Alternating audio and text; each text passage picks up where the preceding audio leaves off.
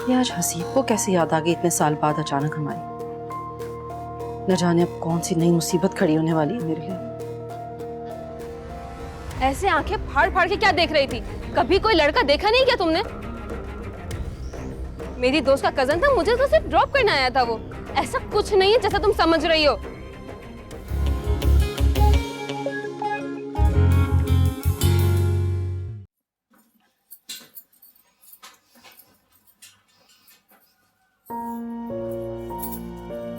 लड़की इस वक्त कहाँ से आ रही है? ओए, ये तो मेरी नाक कटवा के रहेगी। इसको तो ना मैं। मामी, वो मैंने मामू के लिए चाय बनाई है, आपके लिए भी निकाल दी है। कमरे में आ जाए। हाँ हाँ, तुम चलो, मैं आती हूँ। इस लड़की का तो दिमाग दुरुस्त कर दो। अरे इसके लक्षण तो दिन ब दिन बिगड़ते ही जा रहे हैं। अगर शम्स बाहर आ गए और उन्होंने जरा सी भी बात सुन ली ना तो क़यामत आ जाएगी। अरे इसने तो अपनी मुसीबत भी ले आई और मेरी भी। अल्लाह, अगर शम्स को जरा सी भी भिनक लग गई ना, अरे वो तो मेरा गुंडा कर देंगे। इस लड़की को मैं छोड़ूंगी नहीं। आनिया, मैं तो शर्म से पानी पानी हो गई। अगर तैयबा को तो जरा सा भी एहसास ना हुआ, बस बेशर्मी से उधर खड़ी रही और फिर उस लड़की को जाने के लिए कह दिया। ना कोई खौफ, ना कोई डर। तुम्हें पता है, मुझे देख के जरा सा भी नहीं घबराई। रानो, तैयबा एक आजाद ख्याल लड़की है। मामी जान ने उसे बहुत ज्यादा ढील दी है, जिसकी वजह से वो ऐसी हो गई। मगर तुम्हें इन सारे मामलों में पढ़ने की कोई जरूरत नहीं है, समझी? फिर भी आनिया, कितनी गलत बात है। अरे मामू की इज्जत का सवाल, हमें उसे समझाना चाहिए। ठीक है रानिया, तुम उसे अपने तौर पे समझा देना, मगर उसे ये नहीं बताना कि तुमने ये सारी बातें मुझसे की हैं। तौबा करो, उसे समझाऊं मैं और वो समझ जाए। तो पर छोड़ो ना इन सारी बातों को, भूल जाओ जो हुआ। नहीं नहीं नहीं, कोशिश करती हूँ शायद वो खौफ के मारे मान जाए, कि मैं शायद मामू को बता दूं, क्योंकि मैं जानती हूँ कि वो ये सारी हरकतें मामू से छुप छुप के करती है। उस दिन मैंने मामी और तैयबा की बातें सुन ली थी। मामी कह रही थी कि शाम से पहले आ जाना, पापा को पता नहीं चलना चाहिए। मैं तो बस इतना कहूंगी कि लम्हा उसे नेक हिदायत दे। चलो तुम सब ये सारी बातें दिमाग से निकालो, सोचो। चलो, सुबह जल्दी उठना है।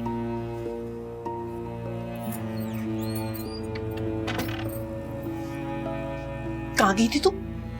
मैं गई नहीं, यही तो थी। झूठ बोला ना, तेरी जुबान खींच लूंगी मैं। क्या हो गया? मैं क्यों झूठ बोलूंगी आपसे? मैं तेरा बाप तुझे बुला रहा था, सारी दुनिया में मैंने तुझे ढूंढ लिया, कहीं भी नजर नहीं आई। अम्मी, आपने तो मना किया मुझे बाहर कहीं जाने से। मैं यहीं पे थी और कहीं नहीं गई थी मैं। हाँ, सुलेमानी टोपी पहनी होगी ना, तभी तो मुझे नजर नहीं आई। तू बंदा बाथरूम में भी हो सकता है। जी नहीं, तू कहीं बाहर थी, मैंने तुझे आते हुए देखा है। आते हुए देखा? कब देखा? कब और तब का मेरे पास हिसाब नहीं है, लेकिन मैं इतना जानती हूँ तू बाहर थी। क्या हो गया अम्मी आपको? मैं शाम से छत पे बैठ के एफएम सुन रही थी और कुछ नहीं। आपने मुझे सीढ़ियों पे से आते देखा होगा और समझिए मैं बाहर से आ रही हूँ। मजाक ही हो गया मेरे लिए तो।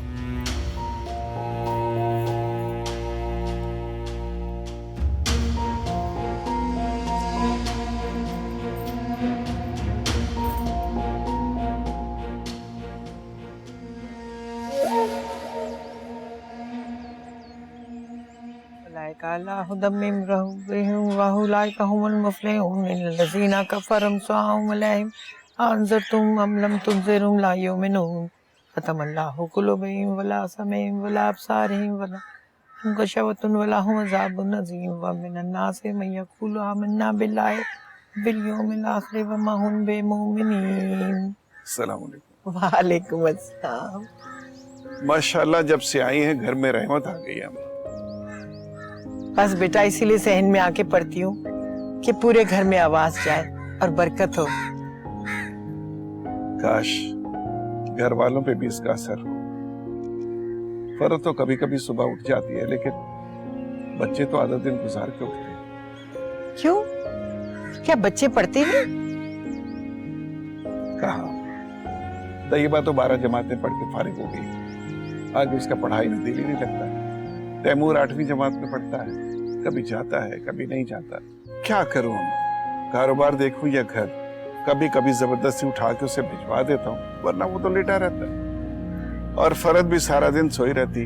हाँ हाँ, खूब बैठ के बुराइयां करो अपनी माँ से। अरे सारी जिंदगी मैंने गुजार दी तुम्हारी और तुम्हारे बच्चों की खिदमत में, 4 दिन के लिए भी अपनी मैके में रहने नहीं गई, लेकिन कभी भी तुमने मेरी तारीफ के लिए एक लफ्ज नहीं निकाला अपने मुंह से। हमेशा शौक से बैठ के बुराइयां करते हो।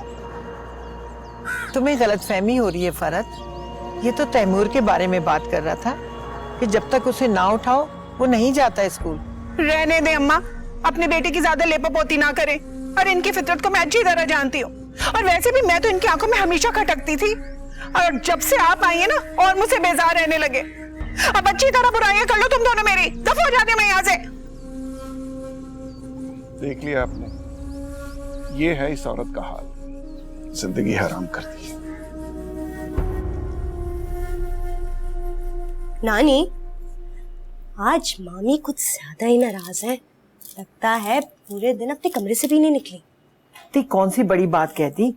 शम्स तो सिर्फ सुबह की बात कर रहा था ना कि फरद देर से उठती है। अरे नानी, जब मामी को अच्छी बात बुरी लग जाती है तो ये तो साफ साफ उनकी बुराई थी। मगर अब मैं क्या करूंगी? मुझे तो उनके साथ मार्केट भी जाना था। मेरे पास एक बहुत अच्छा आइडिया है आन्या। क्या आइडिया तुम्हारे पास? पैसे दोगे फिर बताऊंगी। अरे बाबा, सिलाई के सारे पैसे ना तुम रख लेना, मगर मुझे बताओ तो सही क्या आइडिया है। अच्छा अच्छा, बस कर दो। अच्छा, आइडिया ये है कि एक दिन मामी ने मुझे बताया था कि आलू के पराठे उनकी सबसे बड़ी कमजोरी है। तो फिर मैं जाके आलू के पराठे बनाऊं? हाँ, सिर्फ आलू के पराठे नहीं, साथ में गर्मा गर्म चाय और अचार भी ले जाओ, फिर जाके कहीं बात बनेगी। ठीक है, मैं भी बनाती हूँ। और इसी बहाने हमें भी पराठे मिलेंगे, है ना? कैसा दिया? शरीर ना हो तो। अच्छा, मुझे भी कोई काम दे दे। तुम पालक इकट्ठी करो ना। क्या पालक नहीं कटती मुझसे। बस भाई, 4 खा चुकी हूँ। भाई तुम्हारे हाथों में तो बड़ी लज्जत है। कहा मामी, इतनी जल्दी में बनाए थे? बाजार भी तो जाना है ना। वो किस लिए? मामी आप भूल गई क्या? सिलाई का सामान लेकर जो आना है। हाय अल्लाह, देखो सब कुछ भूल जाती हूँ। आखिर क्या क्या याद रखूं? मामी, मैं काम से फारिग होके आपकी सर की मालिश कर दूंगी। मेरे ख्याल से खुश्की हो रही होगी सर में। अच्छा चलो ठीक है। अच्छा, अकेले बाजार नहीं जाना, मैं साथ लेके जाऊंगी। बड़े चोर हो चुके हैं आजकल। शुक्रिया मामी। चलो। हाय, बड़े मजेदार थे भाई।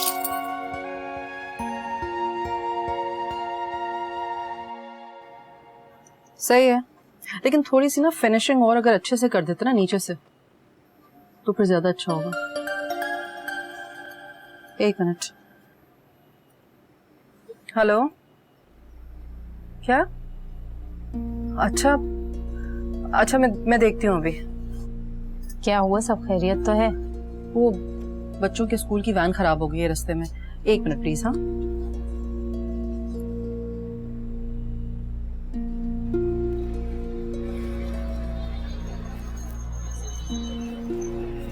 जी अभी? हाँ फारूक, कहाँ हो तुम? मैं तो मार्केट में हूँ। खैरियत?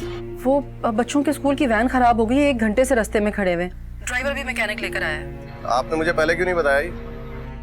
मेरे पास खुद अभी फोन आया है। अच्छा चले, आप टेंशन नहीं ले, मैं जाकर ले आता हूँ। आप ड्राइवर का नंबर मुझे सेंड कर दें। हाँ बस अभी भेजती हूँ। आई एम सॉरी भाई, मैंने तुम्हें डिस्टर्ब कर दिया काम में। एक्चुअली यहाँ भी माल सप्लाई का दिन है ना, सारी खवातीन आई हुई हैं, वरना मैं खुद ही चली जाती। अरे कैसी बातें कर रही हैं आप ही? मैं हूँ ना, मेरे होते हुए आप जाएंगे इनको लेने के लिए। आप टेंशन मत लें, बस मैं ले आता हूँ। चलो ओके, खुदा हाफिज़। माशाल्लाह फारूक भाई आपका बहुत ख्याल रखते हैं। हाँ, अल्लाह का बहुत शुक्र है। बस अम्मी की वफात के बाद से ही मेरे साथ ही रह रहे हैं। अल्लाह हमेशा ऐसा ही रखे, वरना आजकल तो सगी औलाद भी नहीं पूछती अपने माँ बाप को। वाकई, बस अल्लाह हर तरह की मुसीबत से और हर तरह की नजर बद से बचाए। वाकई मेरा भाई बहुत अच्छा है। अच्छा सुनो।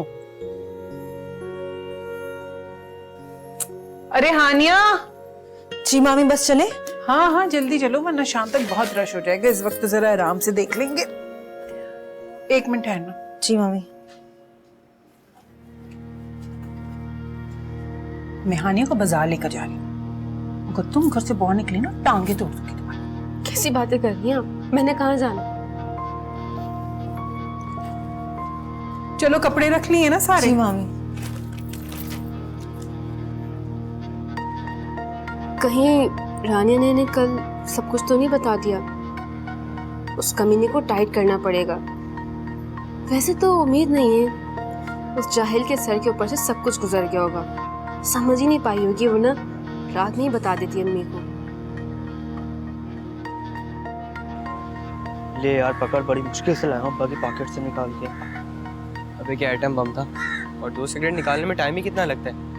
तेरे अब्बा कौन सा पैकेट को सीने से लगाए बैठे? सीने से लगा कर ही रखते हैं, समझ ले। मतलब सिगरेट गिन के रखते हैं, इससे पहले निकाली थी एक बार तो शामत आ गई थी मेरी।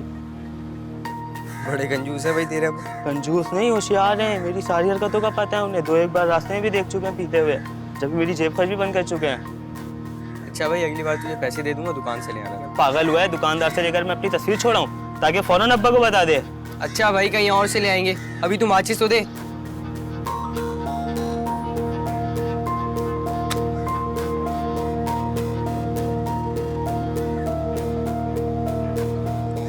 पता नहीं अब्बा टाइप लोग खुद तो पीते हैं और बच्चों को मना करते हैं।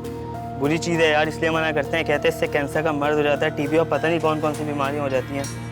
अबे जब होगी ना बीमारी तो देख लेंगे, अभी तो नशे को मजे से ले यार।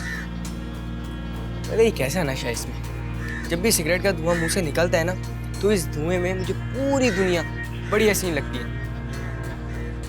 चल तेरा बाप आ जाएगा।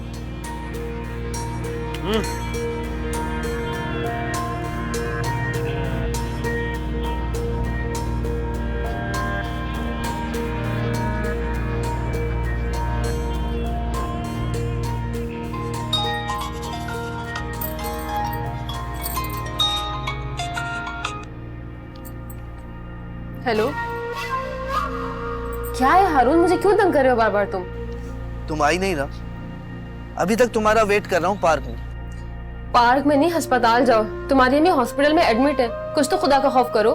मुझे सिर्फ तुम्हारी परवाह है, जब तक तुमसे मिल ना लूं कुछ नहीं करूंगा, ये तुम अच्छी तरह से जानती हो। समझा करो हारून, मैं नहीं आ सकती। इसीलिए तो मैं आ गया हूँ तुम्हारे गेट पे। क्या? आ रही हूँ, आ रही हूँ।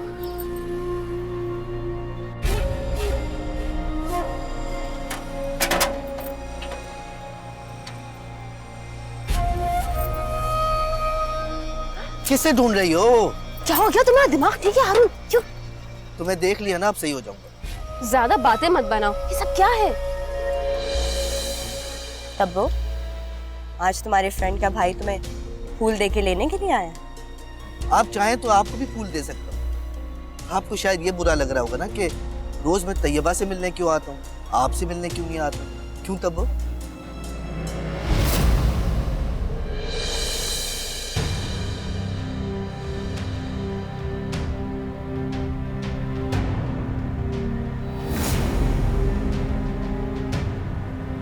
देखो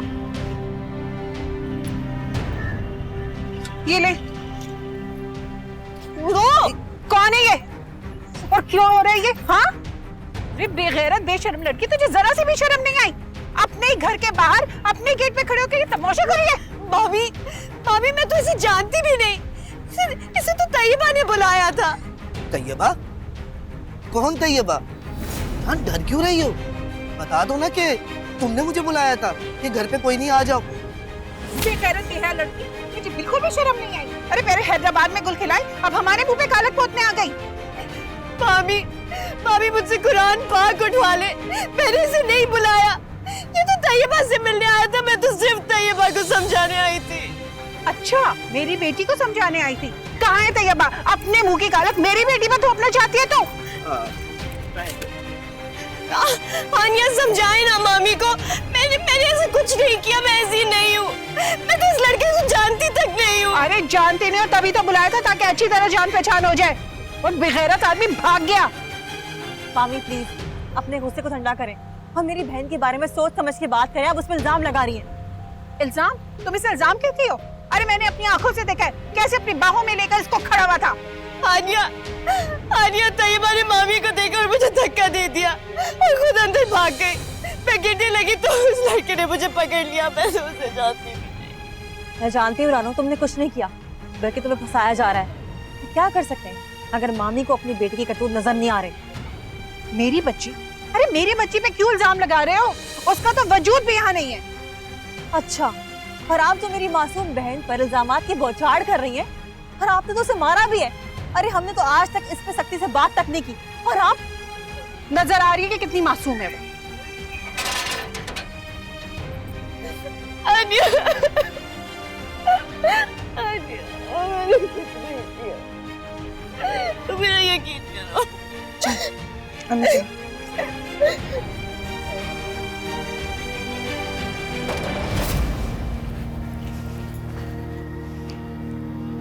तैयबा, ये तो यहाँ बेखबर सो रही है।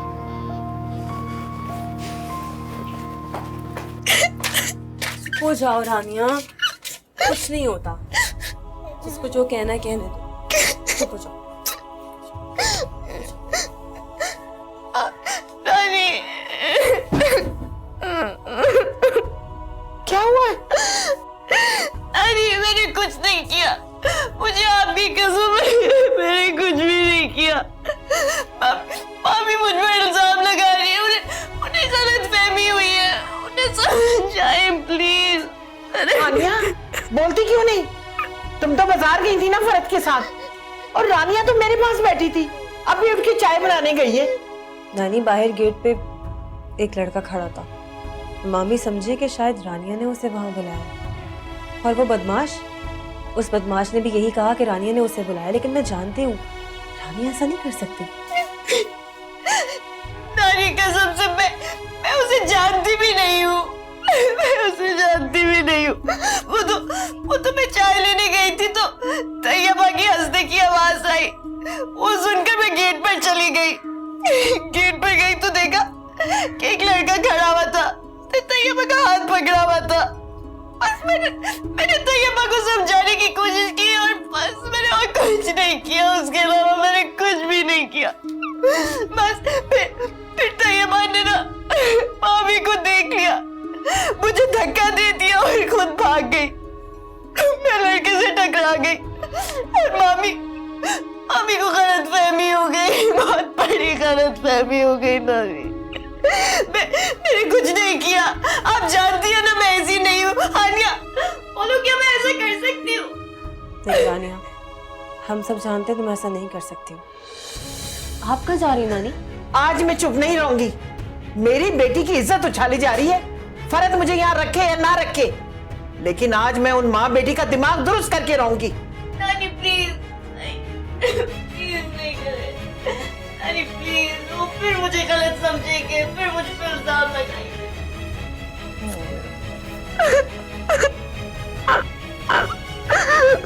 अल्लाह ही पूछेगा इन लोगों को।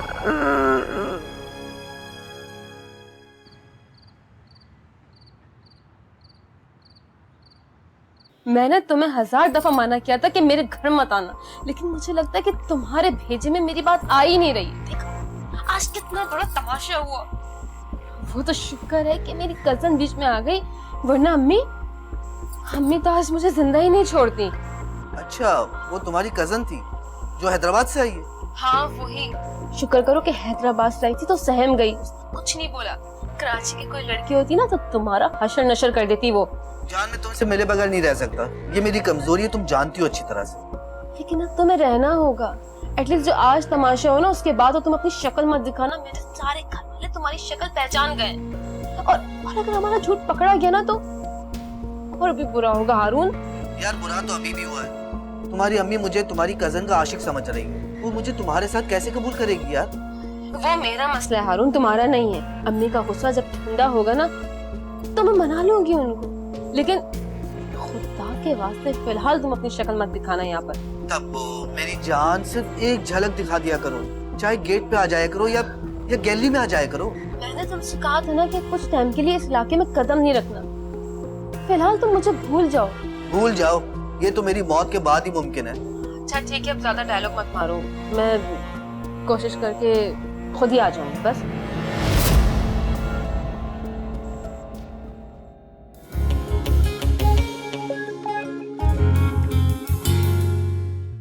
क्या होगा इस घर का? मेरे बेटे की इज्जत दांव पे लगी हुई है।